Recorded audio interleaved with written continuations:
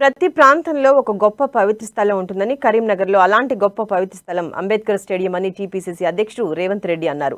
60 ఏళ్ల ఆకాంక్షను గౌరవించి 2004లో ఇదే గడ్డపై తెలంగాణ ఇస్తామని సోనియా గాంధీ మాట ఇచ్చారని గుర్తు చేశారు. మాట తప్పక మడమ తిప్పక సోనియా తెలంగాణ రాష్ట్రం ఏర్పాటు చేశారన్నారు.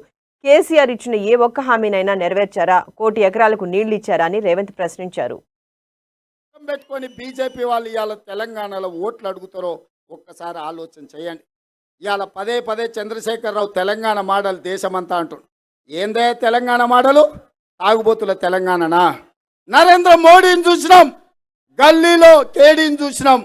ఇక చూడాల్సింది ఛత్తీస్గఢ్ మోడలు. ఈ తెలంగాణ విఘ్నులకు, విద్యార్థులకు, ఉద్యమకారులకు, నిరుద్యోగ యువకులకు, మేధావులకు, కవులకు, కళాకారులకు నేను విజ్ఞప్తి చేస్తున్నా. చంద్రశేఖరరావు కోపం మీద మీరు మళ్ళీ ఏదైనా తప్పు చేసి భారతీయ జనతా పార్టీ వైపు చూస్తే పెనం మీద నుంచి పొయ్యిలో పడ్డట్టు అవుతుంది. నేను అడుగుతున్నా, ఉక్కు కర్మాగారం రాలే, రైల్వే కోచ్ ఫ్యాక్టరీ రాలే, గిరిజన